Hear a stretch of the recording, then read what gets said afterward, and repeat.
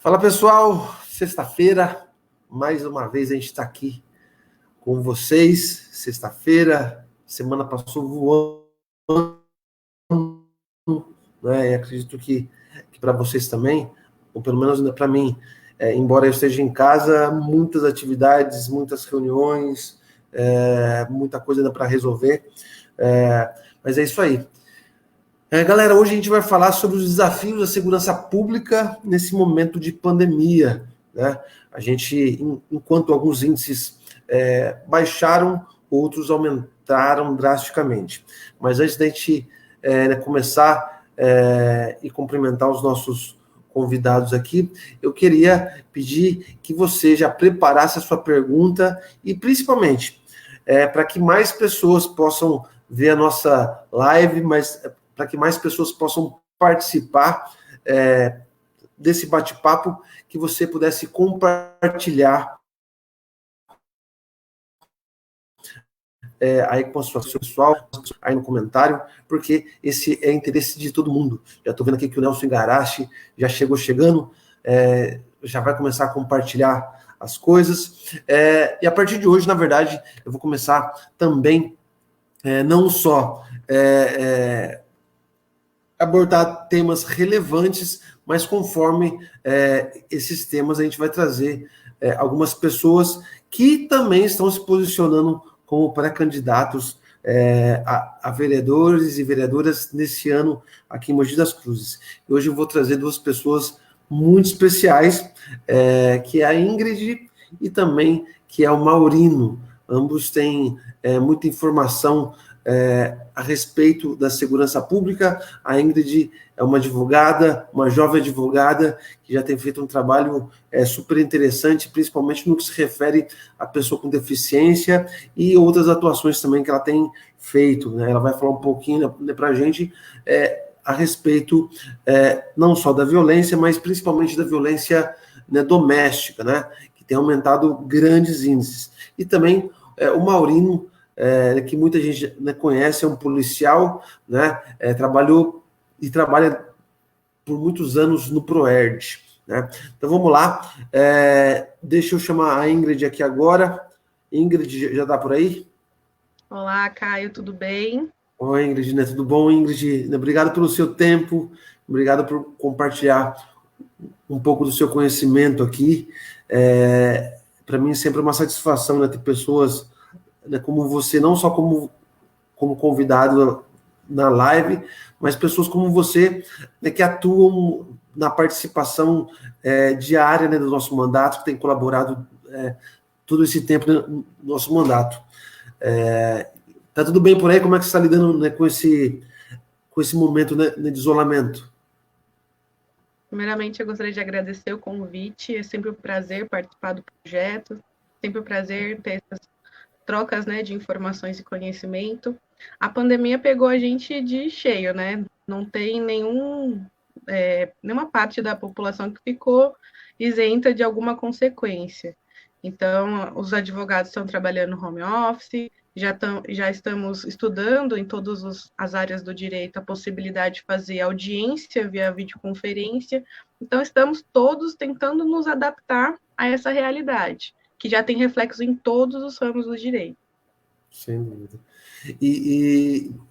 Então você está trabalhando de casa, então, né, Ingrid? Isso afetou muito o seu trabalho, né? Como é que tem sido?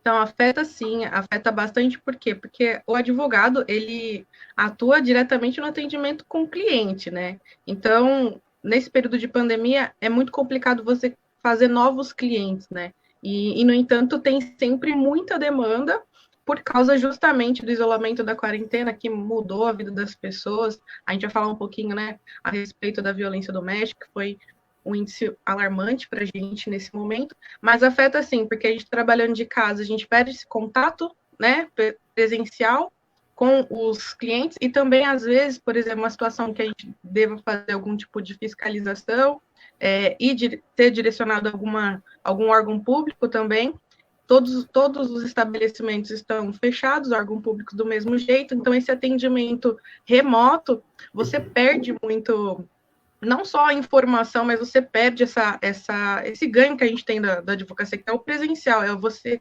sentir que a pessoa está ouvindo o que você está falando e ter esse contato mais direto, né? Tudo que é online acaba sendo algo meio artificial e superficial também, então atrapalha bastante a gente. Legal. Ingrid, muitos crimes, tanto em São Paulo, né, como no Rio de Janeiro, teve uma redução grande naqueles crimes chamados crimes contra o patrimônio. Né? Teve, por exemplo, uma diminuição em 65% no registro de furtos e de 40% do roubo em geral, né? Principalmente no que se refere a roubo de carros e roubo de carga. Até por uma questão óbvia, porque, né, já que as pessoas estão mais em casa, isolamento, esse tipo de roubo acaba dificultando. Agora, uma das coisas que pontuaram muito o aumento, primeiro, obviamente que né, os casos de perturbação ao sossego. Né? Isso vai desde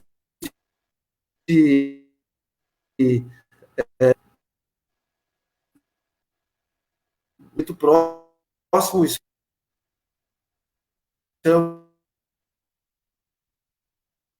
aumentou. Algo que me chamou muita atenção. A dobrou entre 24 de março a 13 de abril.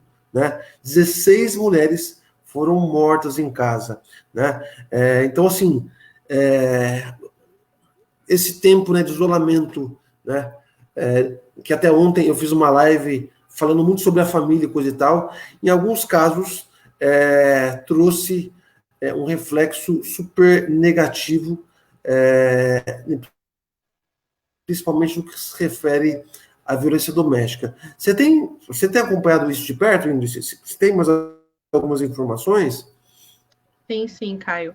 O isolamento social, ele coloca todo mundo numa situação onde a gente fica mais próximo dos nossos familiares. Mas a gente tem que lembrar quais são as consequências disso, né? O isolamento social, ele também trouxe, às vezes, naquela situação do relacionamento abusivo, uma tensão muito grande por N fatores. Tem sempre o fator econômico, né? Porque existe agora um momento de instabilidade financeira, todo mundo está sofrendo de alguma forma, seja o trabalhador, seja o empresário. Então, todo mundo está com as contas ali meio que contadas, né? Não sabe como que vai ser, se vai receber auxílio, se não vai, se vai ter alguma linha de crédito, se não.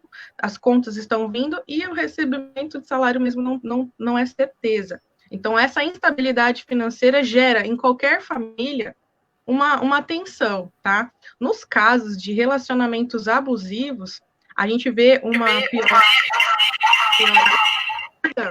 Deu eco agora aqui.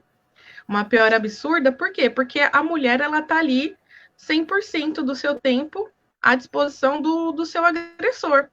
Então, ali, ele de repente não está trabalhando, então ele está em casa já num estado psicológico mais abalado, seja pela questão do trabalho, seja pela questão econômica. Às vezes ele não tem o convívio ali com os filhos, né? Então ele está obrigado àquela situação de ele tem que conviver mais com os filhos e às vezes tem muitos pais que estão se redescobrindo pais agora nesse momento de quarentena. E para a mulher que sofre violência doméstica, isso é extremamente complicado, porque nós temos aí vários meios de comunicação que ela pode fazer a denúncia. Porém, se ela está ali presa dentro praticamente em cárcere privado, né, com o seu agressor, ele não vai permitir de forma alguma que ela consiga fazer essa denúncia. Então, ali ela vai sofrer qualquer tipo de abuso, vai ter a violência psicológica, a violência financeira, se ela está dependendo dele, violência psicológica, agressiva mesmo, na parte de violência física, então ali a gente vai ter as lesões corporais, a gente vai ter até tentativa de homicídio, e fatalmente, nos casos mais graves, muitos homicídios, no caso feminicídios também. Então, aumentou consideravelmente, a gente não queria que isso fosse possível, mas, infelizmente, tem. E a gente tem algumas ferramentas que, se você me permitir, para essas mulheres. Então, assim, para casos imediatos, né, a gente tenta fazer uma campanha de conscientização da população no geral. Se você está em casa, se você escutou o seu vizinho agredir a esposa, entre em contato com a Polícia Militar. A Polícia Militar, ela atende imediatamente através do 190. Caso isso não seja possível, você está achando que está demorando, tem outro meio ainda, tem o Disque Denúncia, que é 180, que também dá orientações e também atendimento para as vítimas e para as testemunhas de violência doméstica. Fora esses dois meios de comunicação, a gente ainda tem a delegacia eletrônica, que é do site oficial da Polícia Civil do Estado de São Paulo. Então, como que funciona isso? Você entra no site da Delegacia Eletrônica da Polícia Civil do Estado de São Paulo, lá tem um campo que você pode realizar o boletim de ocorrência. Então, você vai oficiar, informando que você sofreu qualquer tipo de violência doméstica, tá? Nesse primeiro momento, a gente está abrindo mão de certos requisitos legais, tá? Por causa dessa dificuldade. Então, normalmente isso não seria possível, porém agora a gente está abrindo mão, a legislação está dando essa brecha para poder atender todas essas mulheres. Então, qualquer tipo de prova que elas entendam ser necessário, elas conseguem juntar nesse campo, tá? Então, elas podem enviar vídeos, elas podem enviar imagens, elas podem enviar informações dos vizinhos que servem de testemunha.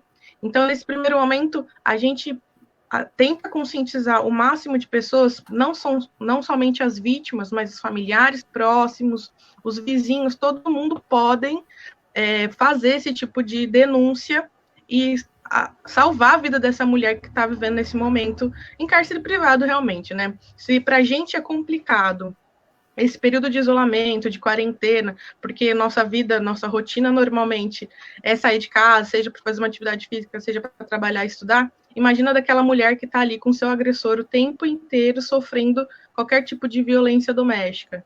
Então, fica aí um recado também para os vizinhos, tenham um pouquinho de empatia, e se você ouvir alguma coisa fora do normal, se tiver violência doméstica, acione os meios de comunicação para que ela seja atendida. Não tem aquele negócio, né, daquele ditado, né, que falam que em briga de marido e mulher ninguém mete a colher. Isso é um grande erro, né? A gente precisa parar com isso, né? Agora, Ingrid, explica um pouquinho, né, meio que para a gente, porque tem gente, né, que acha que violência, né, doméstica é só a agressão física, e não necessariamente é isso, né? Explica um pouquinho melhor o que é considerado violência doméstica. Então, a violência doméstica, ela tem várias formas, tá? Então, assim, toda mulher que se encontrar dentro de uma relação domiciliar, ou seja, uma relação de convívio que vocês coabitam, então é namoro, noivado, casamento, às vezes, em algumas situações, até ex-namorada, ex-noiva, ex-mulher, tá? Então, existiu esse relacionamento afetivo entre um casal, existe essa relação doméstica, tá? Então, se houver qualquer tipo de agressão nesse sentido. Então, quais são as formas de agressão? Tem agressão verbal, que é a mais comum que a gente conhece, qualquer pessoa vai escutar de longe, então os vizinhos também têm mais contato com esse tipo de agressão. Tem a agressão física, né, que seria a que deixa marcas, então, que para poder o judiciário entender que houve uma agressão física, ele só é laudado por meio do exame de corpo de delito, então essa é a maior prova. Temos também a violência psicológica, que é quando ele vai além da violência física e verbal, ele usa da psicologia fragilizada desse momento, dessa mulher, para poder fazer ela não sair daquele relacionamento e também ela não denunciá-lo de forma alguma. Então, ele tenta, a todo custo, diminuir a credibilidade dessa mulher, ele vai falar mal dela para os familiares, ele vai falar mal dela para a vizinhança, ele vai insinuar que ela mente, ele vai contar algumas mentiras para que as pessoas deixem de acreditar nela, e a gente vê isso também em processos, né, que o agressor, ele tenta a todo custo, de formas bem esdrúxulas, né, desacreditar da vítima no processo, então ele inventa mentiras, enfim. ele cria um terror psicológico para essa vítima, onde ela se sente totalmente presa, ela não consegue nem, às vezes, avisar um familiar que está sofrendo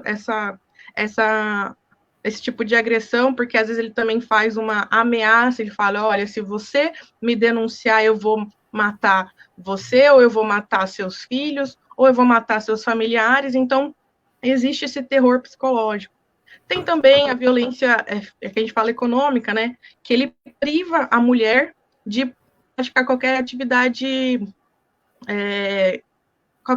laboral, né? Então, ele fala assim, olha, agora que a gente casou, você vai cuidar da família, você vai cuidar da casa, e ele impede que ela trabalhe. Às vezes tem situações que o casal, quando eles se casam, ela já trabalha, a mulher já trabalha. Mas aí esse homem, ele cria obstáculos. Ou ele bate nela e impede ela de sair de casa, ou ele faz escândalo lá no trabalho dela. Já teve muitos processos que a gente teve essa situação, que a gente chamou até os empregadores, né, das vítimas para serem testemunha. Por quê? Porque eles vão até o local de trabalho, eles fazem escândalo, eles agridem essas mulheres no local de trabalho. Então, eles atrapalham de toda maneira para que ela dependa financeiramente dele.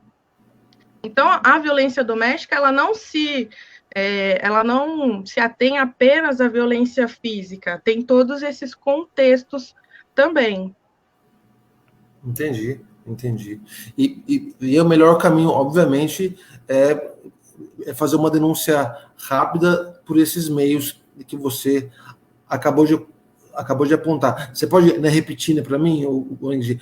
Porque assim, eu estou fazendo uma questão de ficar, né, bem claro, para que as pessoas, já que teve um aumento de 50%, de mais de 50% nisso, eu acho importante, tem muita gente assistindo a gente aqui agora, eu acho importante a gente reforçar e divulgar isso.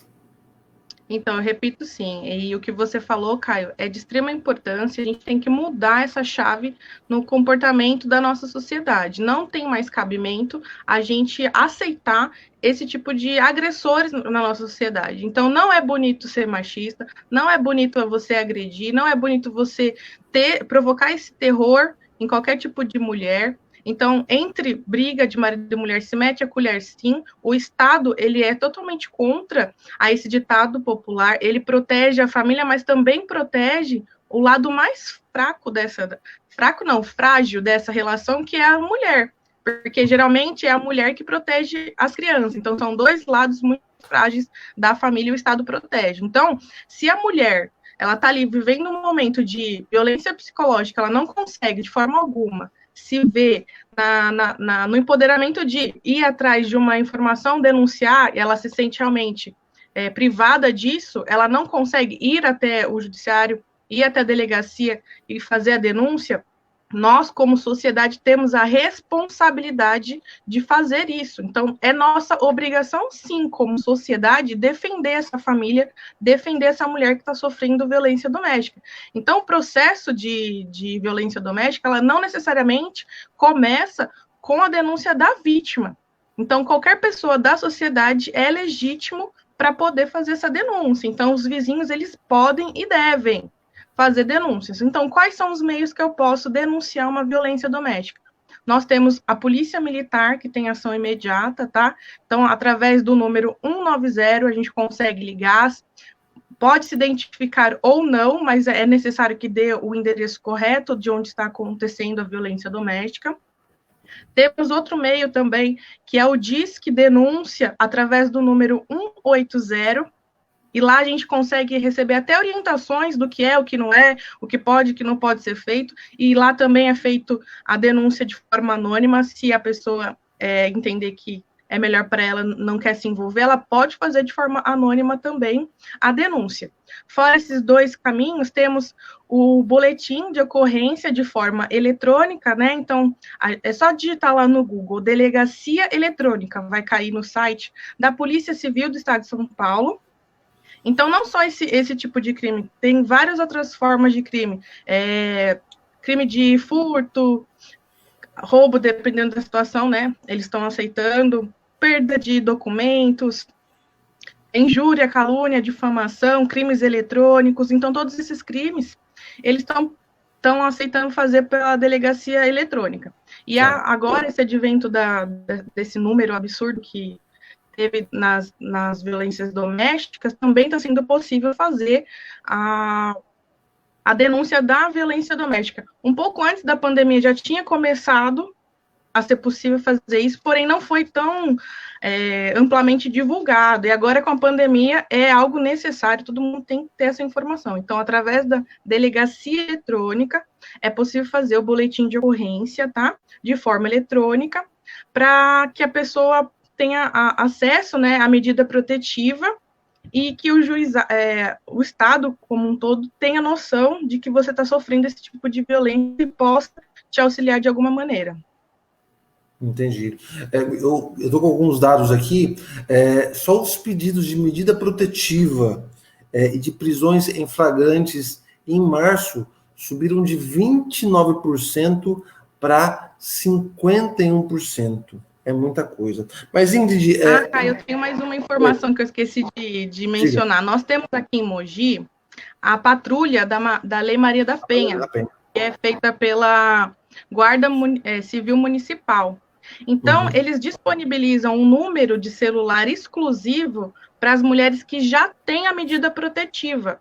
Então, Entendi. Se você já tem a medida protetiva, seja pelo seu marido, ex-marido, namorado, ex-namorado, se ele voltar a te perturbar nesse período de quarentena, onde que todo mundo pensa que tem a dificuldade de chegar até a polícia, enfim, você pode utilizar desse meio. Então, entrar em contato com a Guarda Civil Municipal. Eles têm 4 equipes, tá? Que auxiliam, são especializados nessa patrulha da Lei Maria da Penha. Então, se você ligar para eles e avisar, olha, eu tenho essa situação, existe já uma medida protetiva e ele está descumprindo a ordem judicial. Eles mandam automaticamente, imediatamente para vocês, uma viatura que vai te ajudar a resolver essa questão. Se ele estiver ali naquele momento, vai ser pedido também apoio da Polícia Militar e ele vai ser preso, tá? Porque o descumprimento de medida protetiva enseja, assim, a prisão preventiva, tá? Então, essa pessoa já sabe que não pode chegar próximo, né? Não pode vir a ter contato novamente. Então, se ele descumprir, ele já sabe que pela ordem judicial ele pode ser preso. E nesses casos estão ficando presos sim, tá? Não tá havendo audiência de custódia. E então não vai ter a possibilidade de pagamento de fiança, enfim, vai ficar temporariamente preso sim, até que esse período de pandemia se normalize, né, e tudo volte ao normal. Aproveitando, né, para falar um pouco desse lance, né, de estar preso ou não, o Conselho Nacional de Justiça ele recomendou o habeas corpus temporário ao grupo de risco, assim, a pessoas, né, a presos que estejam no grupo de risco da Covid-19, né, como, por exemplo, os portadores de HIV, né, positivo, idosos e autores de crime graves ou ameaça à sociedade.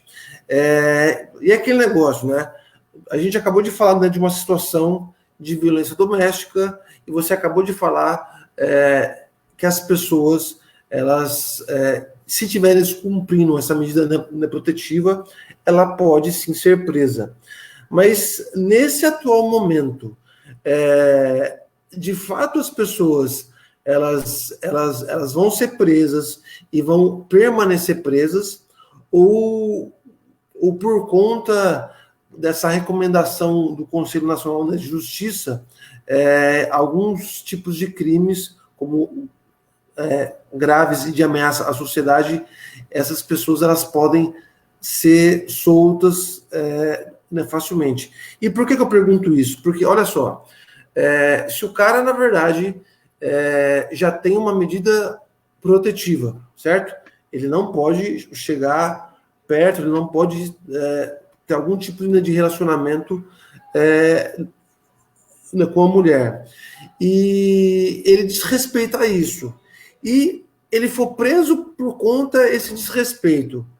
E logo depois ele for solto, ou seja, ele vai voltar mais enfurecido. Então, a tendência é que ele faça algo pior. Como que está hoje Então, Caio, respondendo a sua pergunta, essa situação? Falhou aqui a comunicação, não estava ouvindo você. Você quer terminar a pergunta? Não, então, como que, na verdade, está funcionando das pessoas que são presas em seguidas por conta dessa questão, né, da pandemia, elas estão sendo soltas, não estão sendo soltas, né? Como está funcionando isso?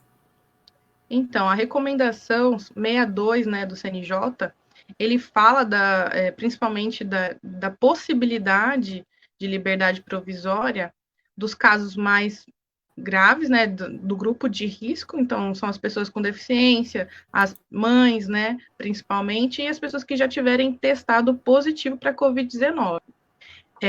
Nos casos que forem prisão mais grave, ou seja, prisão preventiva de algum crime de menor potencial lesivo, também será dada essa oportunidade. Porém, cada caso é um caso. Isso vai ser analisado individualmente. Não são todos que vão conseguir essa liberdade. Então, assim, dentro dos casos que são possíveis, serão reavaliadas a possibilidade de saída antecipada, serão analisadas as possibilidades de saídas temporárias, tá? Mas, por hora, não é, assim, liberdade provisória para todo mundo. Quem está em regime fechado, está cumprindo, seja cumprindo a pena de um crime grave, como esse que você falou, eles não vão ter direito à liberdade, não, eles vão continuar presos. Levando agora em consideração que alguns já tiveram o benefício da liberdade provisória, como que fica, então, os novos presos, né? Quem descumprir as medidas de enfrentamento ao Covid ficarão presos, sim. Mas eu acredito que vai haver uma análise de como vai ser essa prisão. Eles não vão... por exemplo, não, deixou de pagar pensão alimentícia. Então, a mãe ou o pai que tiver a guarda do filho, né, menor, ele vai poder pedir a execução. E uma das possíveis formas de execução é sob pena de prisão. Nesse momento, os juízes não vão decretar essa prisão, tá? Eles vão segurar e suspender esse processo temporariamente, por causa dessa questão da Covid. Então, a pessoa tem uma responsabilidade civil e não uma culpa penal, né? Então, não cabe, nesse momento, a prisão dele. Mas, nesse caso específico da Lei Maria da Penha, ele já sabia que ele tinha cometido um crime, e que se ele viesse a cometer novamente, ou seja, se ele reincidisse nesse crime, ele ficaria preso. Então, nesse caso, não tem a menor possibilidade dele ficar preso e depois ser solto. Ele vai ficar preso, e quando todo esse período de calamidade pública ele passar, e aí sim vai haver a possibilidade dele ser solto por causa do processo criminal, porque o processo criminal ele vai continuar. Né? Nesse momento, então, assim, as audiências de custódias, elas não estão sendo realizadas, mas já veio algumas decisões tentando viabilizar essas audiências de forma por videoconferência. Não está ainda regularizado como isso vai ser. Então, por hora, não estão acontecendo. Aqui em Mogi, a gente não tem essa capacidade, não tem como isso acontecer por hora. Pode ser que venha, né, uma emenda aí do governo federal, a gente consiga instituir essa plataforma. Por hora, a gente não tem essa condição de todas as audiências de custódia serem por videoconferência, tanto é que elas não estão sendo realizadas. Então, quem for preso, vai ficar preso. Chegando lá no CDP, porque CDP é o Centro de Detenção Provisória, tá? Então, todo mundo que não foi condenado, né, por sentença definitiva e transitado em julgado, fica em centros de detenção provisória. Quem já foi condenado vai para penitenciária, então para presídios estaduais ou federais, que não é o caso. Eles vão ficar no CDP. Lá no CDP tem um raio específico que é só para quem está nessa situação de prisão, que a gente diz temporária nesse sistema de pandemia, porque eles ainda não passaram pela audiência de custódia e também não estão respondendo ainda um procedimento mais complexo criminal. Então, eles ficam separados para não ter nenhum tipo de contágio, né? Vamos supor, se eles tiverem o vírus, por exemplo, eles não contaminarem os presos que já estão lá. Então, existe essa separação. Vai ter um lugar específico para eles, onde eles vão ficar assim presos, não vão ter essa liberdade. Mas é o que eu falei, cada caso é um caso. Se entrar com pedido de provisório, vai ser julgado cada caso por caso. Nesse momento, eu acredito que não vai ser tão fácil e não vai ser liberado. Eu tentei entrar em contato com o diretor daqui do CDP de Mogi, não consegui, para ele passar os dados de quantos presos aqui em Mogi foram soltos, mas não foram muitos. Então, é uma situação que existe, né, a possibilidade, mas na prática não está sendo tão seguida a risco, nem todo mundo vai ser beneficiado. Entendi. Vamos ver se a gente tem alguma pergunta. A gente está com bastante audiência aqui. A Sandra, ela está perguntando o seguinte: temos contingente suficiente para atender esse tipo de solicitação? Essa é uma pergunta bem pertinente, e a gente tem que lembrar que recentemente foram retiradas as bases comunitárias aqui de Mogi das Cruzes. Então, assim, se a gente for falar de efetivo militar, nós estamos com efetivo bem reduzido. Mas isso é uma questão estadual, não é uma questão municipal. O município, por sua vez, criou essa possibilidade, né? Nós temos 4 equipes da GCM à disposição somente para o caso da Lei Maria da Penha. Então, eles estão atuando nessa questão. Temos algumas GCM, por exemplo, para outros tipos de atenção, que seja fiscalização de comércio, aglomeração de pessoas, enfim. Para esse caso em específico, nós temos 4 equipes. Então, assim, para o tamanho de Mogi, talvez não seja o suficiente, mas dentro do número de medidas protetivas que temos, está sendo eficiente. Poderia ser melhor, claro, né? Nós temos uma população de 450 mil pessoas, mas temos em torno de 400 medidas protetivas que estão tramitando na justiça daqui de Mogi das Cruzes, e a gente tem que lembrar que não são todos os 400 que vão pedir, solicitar, ou seja, que esses agressores vão efetivamente descumprir. Então, dentro desses 400 que são o número de medida protetiva já existente, nós temos uma capacidade, sim, de atender. Por isso que eu digo, é importante que as pessoas saibam quais são elas, para que elas busquem o caminho certo, né? Não ficar, vamos supor, sem atendimento porque não comunicou, né? O Estado de alguma forma, o município de alguma forma. Mas ele está suficiente por hora. Vamos para a próxima pergunta? Sim. O Pedro está perguntando algo que eu já perguntei aqui, né? Como que se define o que é violência doméstica? A Ingrid, ela já respondeu isso. Você quer complementar alguma coisa, Ingrid? A gente já falou todas as possibilidades, né, de violência doméstica. Eu acho que deu para ficar bem claro. Tá, vamos ver se tem mais alguma pergunta. Mais nenhuma ainda. Deixa eu só cumprimentar o pessoal aqui, Ingrid, que ainda está assistindo a gente. Quero cumprimentar o Wagner Moura, o Juvenal Leite, a Carmen Tribuni, o Rogério Fávaro, o Hélio Comai. Nossa, tem bastante gente. Acho que não vou conseguir falar com todo mundo, não. O David William, nosso sócio, a Sandra, o Pedro Melo, a Elieusa, uma das nossas guerreiras também, a Cleide Prado, o Fernando Antunes, Juliana Mona Cardoso, Thiago Batalha, a Rose, a galera participando aqui, a Carolina Ferraz, o Greco, maravilha, o Eric. Ingrid, eu agora vou entrar em uma esfera que não tem necessariamente a ver com a violência doméstica, mas eu acredito que isso também te estimule pela posição que você tem tomado. Você, Bom, como eu disse, a Ingrid, ela caminha com a gente já faz um bom tempo, eu acho que uns 4 anos, né, Ingrid? Ela faz parte, né, dos 300, né, que é uma rede de cidadãos, né, de pessoas comuns da nossa cidade, que entenderam que para transformar a cidade, que para transformar a política, é preciso participar, é preciso protagonizar, né? E a Ingrid, ela é uma grande, guerreira nossa, uma grande, né, participante, porque ela sempre foi muito propositiva, sempre foi, né, muito participante, e nesse ano ela decidiu se posicionar mais do que como participante, né, dos 300, mas também como pré-candidata a vereadora.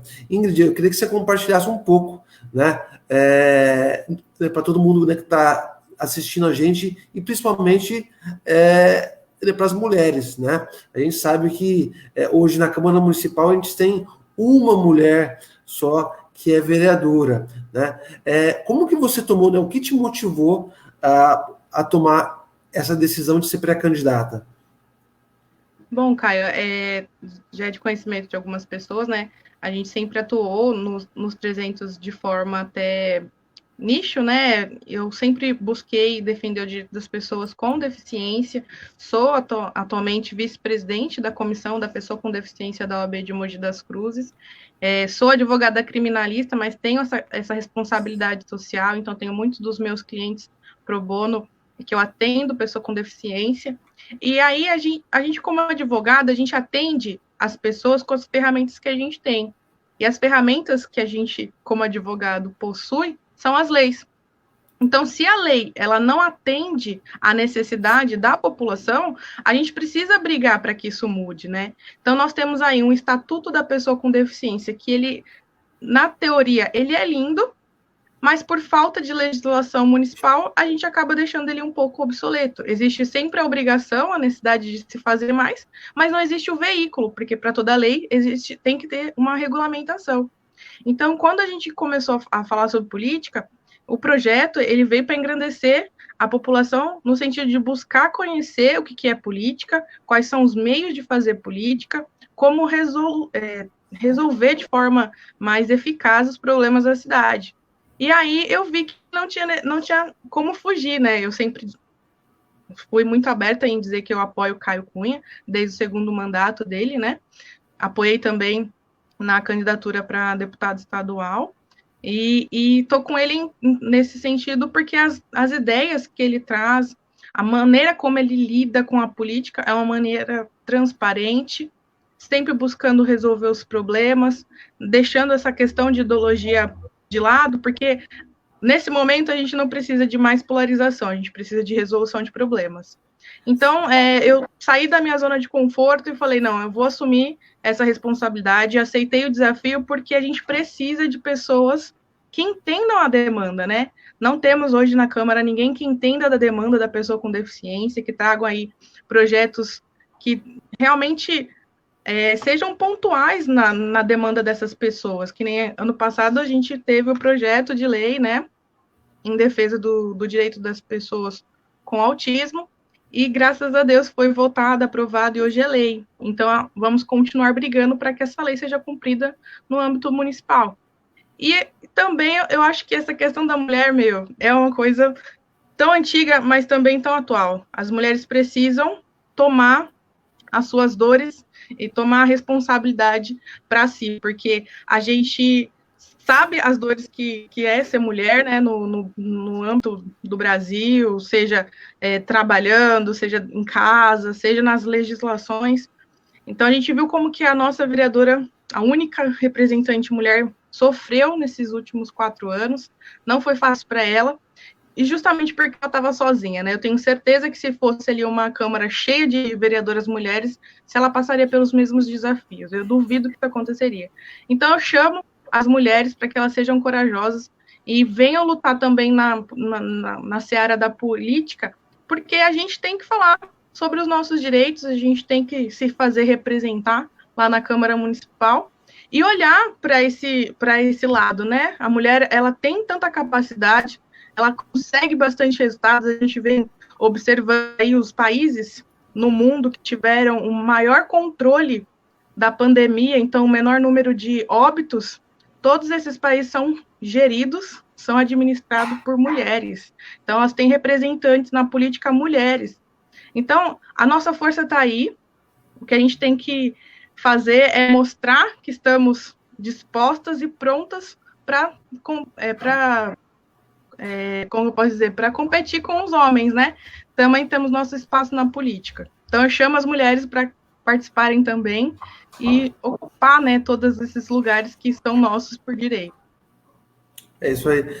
Ingrid, poxa, né, parabéns pela coragem, viu? Né, parabéns pela coragem e pela decisão. Né, você sabe o quanto que eu fiquei feliz, né, com o seu posicionamento, né, quando você né, topou esse desafio. A gente tem feito um trabalho, na verdade, há mais de um ano, incentivando que pessoas novas, que pessoas comuns assumam o desafio da política, né? Entre na política.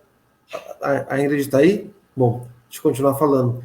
E que, de fato, protagonizem algo novo, né? A gente fez um trabalho grande aqui né, com as mulheres. A gente teve Vamos Ocupar a Cidade Mulheres, né?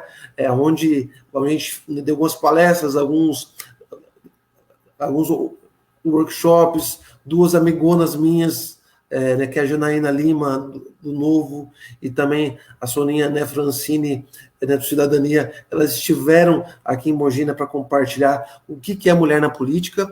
E assim, eu no dia a dia, dentro da Câmara, né, no trabalho legislativo, de fato, como faz diferença a presença da mulher.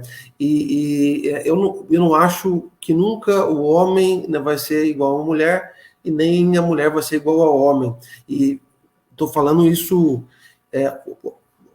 obviamente, biologicamente óbvio, mas também assim, pela forma de entender o mundo, né, pelas percepções, né? Então, assim, eu acho que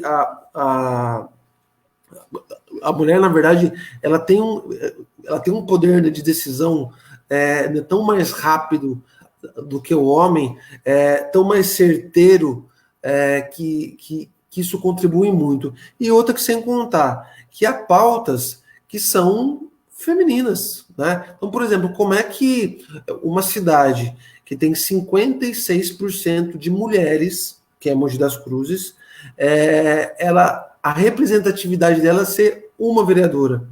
No mínimo deveria ser mais do que 50%, né? Do mínimo deveria ser talvez 12 mulheres ali dentro, né? Então a gente tem provocado, na verdade, a participação, né, das mulheres.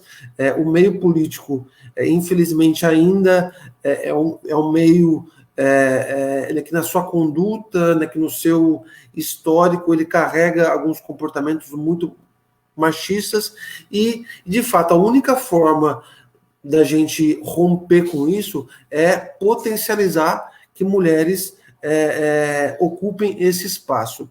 E a gente fez um trabalho, porque assim, a mulher, hoje existe uma lei, né, Ingrid, e a Ingrid sabe bem disso, que 30% ou 1/3, né, de uma chapa, ela tem que ser feminina, certo? Isso é uma lei, né?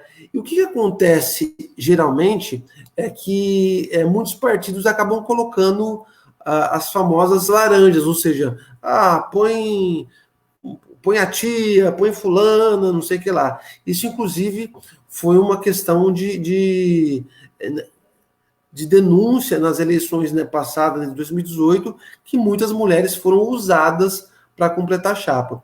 E tanto na chapa do Podemos quanto na chapa do Solidariedade, nós temos mulheres que, de fato, decidiram por livre vontade, por entenderem que a política é uma forma de transformação, uma forma de empoderamento. E a Ingrid é uma dessas pessoas queridas nossas. Ingrid, você quer deixar mais alguma mensagem aqui, né? Quer contribuir, né, com mais alguma coisa nessa reta final aqui do bate-papo? Eu gostaria de novo, conscientizar, né, a população.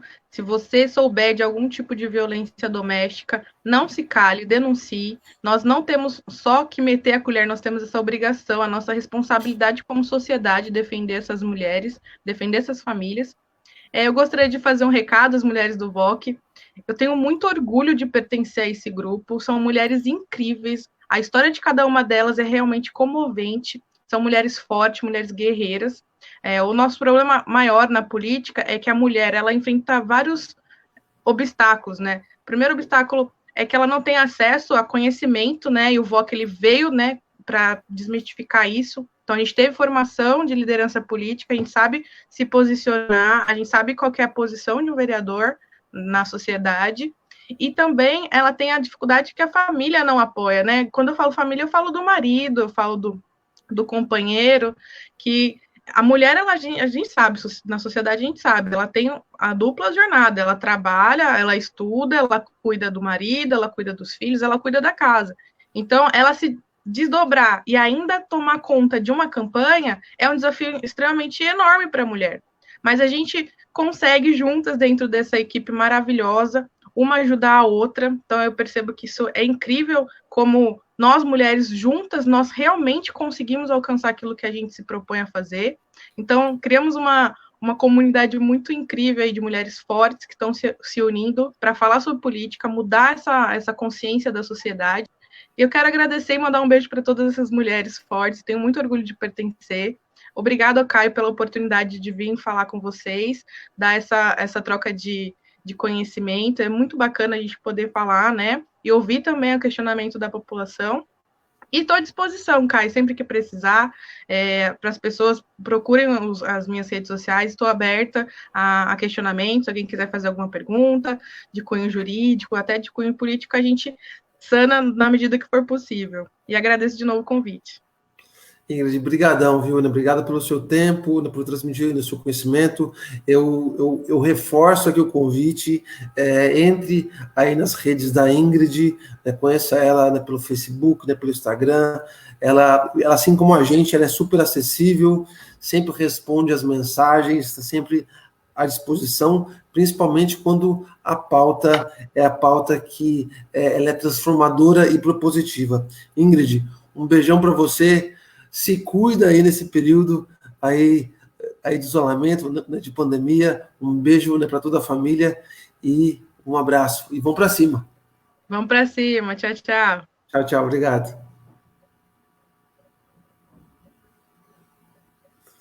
Maravilha, galera. Obrigado, viu? Fica com Deus todo mundo.